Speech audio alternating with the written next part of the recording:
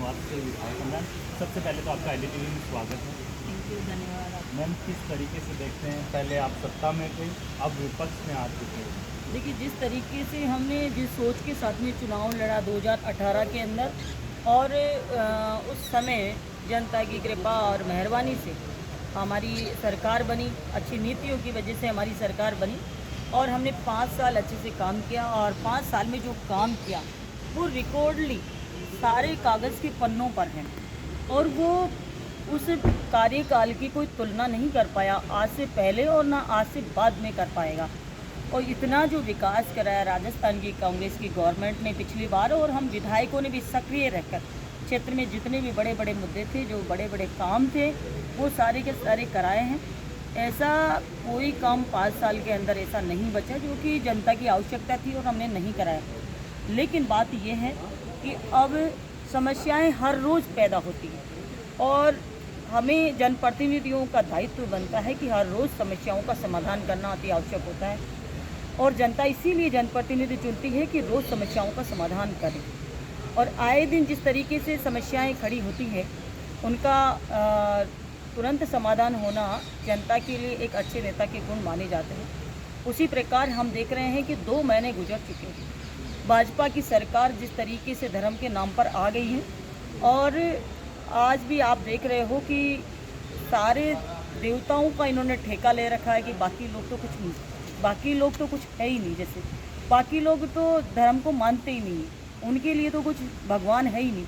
इस तरीके से सारा का सारा ठेका ये भाजपा के लोग ले रखे हैं और उसी के नाम पर राजनीति कर रहे हैं। राजनीति से परे हटकर अगर भगवान का स्मरण किया जाए तो ज़्यादा बेटर होगा। लेकिन फिर भी जिन लोगों को राजनीति रोटियां भगवान के नाम पर सेकनी है उनको कोई रोक नहीं सकता और जनता धीरे धीरे समझने लग जाएगी। उसके बाद जिस तरीके से ऊपर चढ़े उसी तरीके से नीचे गिरने में समय नहीं लगेगा। लेकिन मैम, एक सवाल हो, मैं आपके क्षेत्र की बात करूं क्योंकि आप दूसरी बार चुन के आए हैं लगातार, तो एक सवाल ये था कि आपके क्षेत्र की बात कीजिए तो वहाँ पे पीने के पानी की सबसे बड़ी समस्या देखी गई है और लगातार वहाँ के लोग सड़क पे भी उतरे हैं। सदन तक भी आपके माध्यम से या फिर अन्य माध्यम से उन्होंने अपनी बात रखने की भी कोशिश की। वहाँ के एरिया की अगर मैं बात करूँ तो इंदिरा मीना का क्या एजेंडा रहेगा जिससे क्या है कि इस मुद्दा या फिर इस समस्या को इंदिरा मीना सुलझाएगी। देखिए, पिछली 2018 के अंदर जब ये चुनाव लड़ी थी उस समय मेरे क्षेत्र में काफ़ी प्रॉब्लम थी पानी की। 150 करोड़ रुपए की JJM स्कीम और अन्य स्कीमों के द्वारा हमें जैसे कि सोलर प्लांट हो गए, ये JJ स्कीम में नहीं थे, हैंडपम्प हो गए, काफ़ी सारी चीज़ें ऐसी करके और हमने लगभग 150 करोड़ वामनवास ब्लॉक में और 50 करोड़ के लगभग बोली ब्लॉक में हमने पानी के लिए काम कराया। तो मुझे लगता है अधिकतर पंचायतों में जहाँ सोर्सेज हमको मिल गए वहाँ हमने पानी की व्यवस्था करा दी है और जहाँ सोर्स नहीं मिले तो 4-5 पंचायत ऐसी है जहाँ हमें सोर्स नहीं मिला, तो पानी के सोर्स के अभाव में पानी नहीं आ पाया है। तो वो ज़रूर हमारी प्राथमिकता है कि कहीं से भी चंबल योजना की हम मांग कर रहे हैं बराबर हर सत्र में। ERCP को लेके आपकी क्या राय है? उसी प्रकार मैं आना चाह रही हूँ ERCP पे। ERCP अगर आ जाती है पूर्वी राजस्थान के अंदर, क्योंकि अब तो वो बहाना भी नहीं रहेगा क्योंकि पिछली बार की ये DPR नहीं बना रहे, ये अच्छा ये नहीं बना रहे, कई सारी कमियां निकाल कर केंद्र की मोदी सरकार ने उसको टालने का प्रयास किया और पूरे 5 साल टाल भी दिया। कई सारे आंदोलन भी किए लोगों ने, लोग सड़कों पर भी उतरे, हमने भी कई बार विधानसभा में अन्य जगहों पर उस मुद्दे को उठाया, लेकिन नहीं हुआ। अब राजस्थान में और केंद्र में दोनों जगह भाजपा की सरकार है। अब श्रेय लेने वाला भी दूसरा कोई नहीं है। अब जनता को पानी पिला दें, ये मेरा भाजपा सरकार से निवेदन है कि अब जनता को आप अपने श्रेय पर पानी पिला दें ताकि लोग, पूर्वी राजस्थान के लोगों का जीवन अच्छे से चल पाए, क्योंकि पूर्वी राजस्थान को जीवनदायिनी है ERCP। तो मैं कहना चाहूँगी कि पानी जो पीने का है उसके लिए अधिकतर व्यवस्थाएं हो गई है, लेकिन मेरे विधानसभा क्षेत्र के अलावा बहुत सारा क्षेत्र पूर्वी राजस्थान ऐसा है जिसमें ERCP के द्वारा ही आगे की व्यवस्थाएं हो पाएगी। उसके अलावा जो 2 महीने इस सरकार को बने हुए लगभग हो गए हैं, लेकिन 2 महीने के अंदर इन्होंने एक छोटी सी पाइपलाइन अगर कोई कर्मचारी डाल दे बिना अनुमति के, तो उसको लेकिन मैम, चार्जशीट मिल जाती है। बीजेपी लगातार आरोप लगा रही है कि जब केंद्र सरकार की जो कह सकते हैं कि हर घर जल पहुंचाने की जो योजना थी, उसकी योजना का आम जनता को फ़ायदा ना देकर उसमें काफ़ी बड़ा घोटाला किया गया था, और इसके तहत आपके जो पूर्व मंत्री रहे महेश जोशी, उनके खिलाफ भी ईडी की कार्रवाई देखने को मिली थी।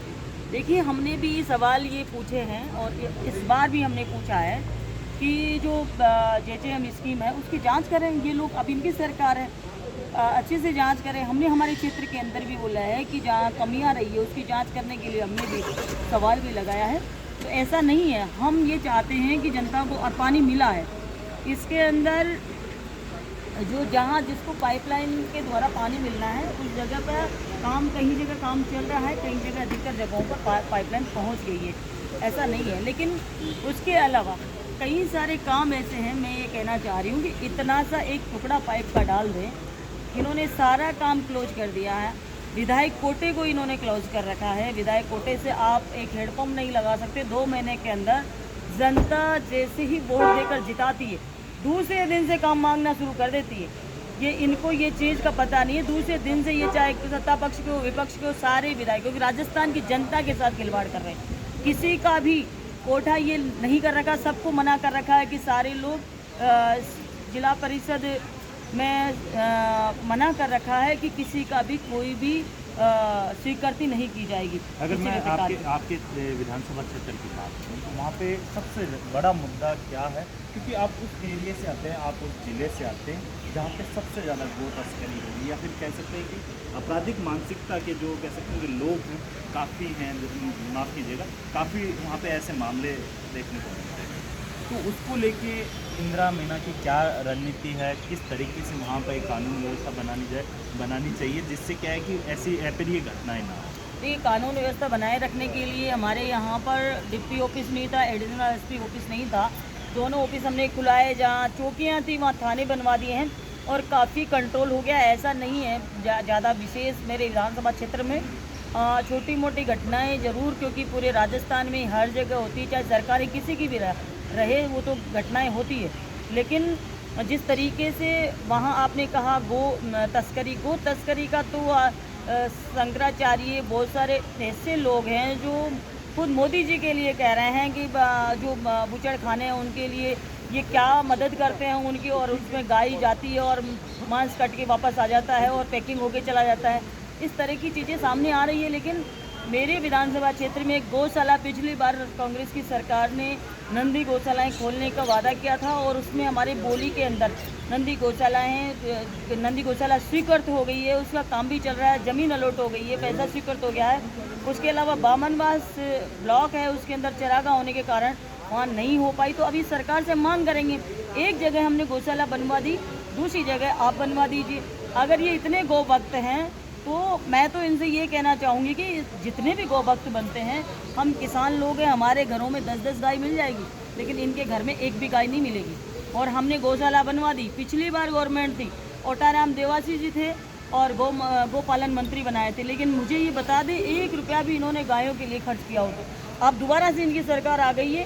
पिछली बार हमने कहा हमने बोली के अंदर गौशाला बना दी, लेकिन बामनवास के अंदर अगर ये गौशाला बना देंगे तो हम मान जाएंगे कि ये गौ सेवक है। मैम, एक सवाल है, क्योंकि जिस तरीके से देखा गया था कि आप खुद एक महिला हैं, पिछली सरकार की अगर बात की जाए, क्योंकि बीजेपी लगातार आपकी सरकार के, पिछली तत्कालीन जो सरकार थी, आपकी सरकार, उसके ऊपर आरोप लगा रही है कि लगातार उस सरकार के 5 साल के कार्यकाल के अंदर युवाओं को कह सकते हैं कि उनके साथ धोखा किया गया, महिला अपराध काफ़ी चरम पे था, इसके अलावा भ्रष्टाचार काफ़ी चरम पे था। तो कई ऐसे मुद्दे हैं जिनको लेके राज्यपाल ने अपने भाषण में भी, जब विधानसभा का सत्र शुरू हुआ था, उसमें भी जिक्र किया है। इसके बारे में क्या कहेंगे? देखिए, राज्यपाल महोदय खुद ही पिछली बार बढ़ाई कर रहे थे, उस अभिभाषण में खुद ही बढ़ाई कर रहे थे घोषणा पत्रों की और इनकी, और इस बार जैसे ही भाजपा सरकार बनते ही वही खुद ही पिछली सरकार की बुराई करने लग गए, तो उसको क्या माना जाएगा। दूसरी बात यह है कि जिस तरीके से पेपर लीक वाले मामले हैं, आज सवाल था कि पेपर लीक मामले में आपकी सरकार ने, पिछली सरकार ने में कितने पेपर लीक मामले आए सामने, और जो जाने वाली सरकार थी 2018 वाली, उसमें कितने पेपर लीक वाले मामले सामने आए, और जैसे ही सरकार बनी उसमें कितने आए, ये सरकार जवाब नहीं दे पाई। क्योंकि इनकी सरकार में ज़्यादा पेपर लीक मामले हुए हैं, इस वजह से इन लोगों ने जवाब नहीं दिया। और कार्रवाई क्या हुई? बीजेपी तो आपकी सरकार पे आरोप लगा रही है कि आपकी सरकार पे पिछले 5 साल में 17 से अधिक अभ्यर्थी, माफ़ कीजिएगा, 17 से अधिक जो परीक्षा हैं उनके पेपर लीक हुए हैं। देखिए, लगभग 20 लाख युवाओं का जहाँ पर भाजपा सरकार है, जिन राज्यों में भाजपा सरकार है, क्या उन राज्यों में हम इनसे यही तो पूछ रहे थे कि पिछली आपकी सरकार थी उसमें कितने पेपर लीक मामले हुए, वो आंकड़ा हमको दे दीजिए। और जहाँ जहाँ भाजपा सरकार है पूरे देश के अंदर, जिन राज्यों के अंदर भाजपा की सरकार है, क्या वहाँ पेपर लीक मामले नहीं हुए? अगर नहीं हुए तो भाजपा सरकार के आरोप लगाना सही है। और आज ये 5 साल मिल रहे हैं इनको, अगर इन 5 सालों के अंदर पेपर लीक मामला रुक जाए इनसे, तो ये सार्थक है कि ये सही लगा रहे हैं आरोप। लेकिन अगर जो काम खुद नहीं कर पा रहे, दूसरे के ऊपर आरोप लगा रहे हैं ये, तो उसका क्या जवाब है? उसका जवाब जनता देगी।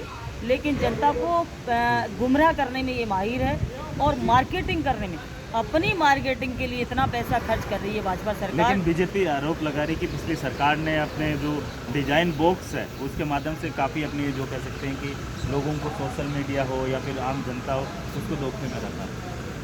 नहीं, डिजाइन बॉक्स का, मैं विधानसभा का चुनाव लड़के आई हूँ, मेरे विधानसभा क्षेत्र में कोई भी डिजाइन बॉक्स का कोई एडिटिंग या कोई भी इस तरीके से पब्लिसिटी नहीं की गई या फिर प्रचार प्रसार। सरकार पे आरोप है, नोट होता है। सरकार पे आरोप है तो सरकार पे आरोप तो ये चीज़ ये बताएं कि किस तरीके आपका ये तुलना करनी चाहिए जनता को और मीडिया को, ये तुलना करनी चाहिए। हमने तो काम करके बताया, हमने काम करके दिखाया लोगों को, और उसमें भी जितना करना था उतना नहीं किया। हमको जितना प्रचार प्रसार करना था उतना नहीं कर पाए, इसीलिए तो सरकार नहीं आई। अगर हमने जितना काम किया था उतना अगर प्रचार प्रसार किया होता, उतना पैसा अगर हम खर्च करते उस पर क्या बोलते बैनर पोस्टर और प्रचार प्रसार पे जितना पैसा खर्च करते तो हमारी सरकार आ जाती। हमने वहाँ कमी रखी, पब्लिसिटी करने में कमी रखी, मार्केटिंग करने में कमी रखी, इसीलिए तो हमारी सरकार नहीं आ पाई। क्योंकि गाँव की जनता आज भी नहीं जानती, गाँव की जनता आज भी कोई थोड़ा सा यूँ डेकोरम किया और गुमराह हो जाती। अब ये डेकोरम करने में बहुत पाई है। लेकिन एक लास्ट सवाल है, शॉर्ट जवाब दीजिएगा। सवाल मेरा ये है कि इंदिरा मीना बामनवास के लिए एजेंडा क्या रखने वाली है? क्या उनकी रणनीति रहेगी आने वाले 2 से 3 महीनों के अंदर? क्या क्या काम फर्स्ट प्रायोरिटी पे किए जाएंगे आपके विधानसभा क्षेत्र में? देखिए, मेरी विधानसभा में जितने भी हाईवे बनने थे, कॉलेज खुलने थे, विद्यालय क्रमोन्नत होने थे, अधिकतर हो गए। कई जगह पर विद्यालयों की आवश्यकता है जो भाजपा सरकार ने बंद कर दिए थे, और फिर हमने 35 विद्यालयों के लगभग हमने वापस से खुलवा दी पिछली गवर्नमेंट में। उसके अलावा और बचे हुए जो विद्यालय हैं वो ये सरकार दोबारा से खोल दे, ये हमारा टारगेट रहेगा अगले कुछ महीनों में। और मांग ही कर सकते हैं, सरकार से चोरी तो नहीं कर सकते, लेकिन फिर भी हमारा एजेंडा रहेगा कि हम अधिक से अधिक लोगों को लाभ देने का काम करें। छोटे मोटे जो जहाँ पे सड़क बनानी है, कीचड़ निस्तारण, जो भी छोटे मोटे कार्य हैं वो करने का प्रयास करेंगे। और बामनवास के अंदर गौशाला के लिए हम पूरी तरीके से पिछली बार भी हमने पूरा किया, लेकिन एक जगह बन पाई, दूसरी जगह नहीं बन पाई चरागाह की वजह से। इस बार फिर दोबारा से हम प्रयास करेंगे कि कोई रास्ता निकाल कर वहाँ पर गौशाला बन जाए। जहाँ पर पानी की परेशानी है लोगों को, वहाँ पानी पिलाने का हम हमारे विधायक कोटे से ही वो कर देंगे, वो ही काफ़ी है। क्योंकि इतनी आवश्यकताएँ नहीं रही क्षेत्र के अंदर, क्योंकि ये पूर्ति मेरे क्षेत्र के लोग इस बात को कहते हैं कि छोटे छोटे काम बचे हैं, बड़े काम हमने रहने ही नहीं दिए सरकार लेवल के थे।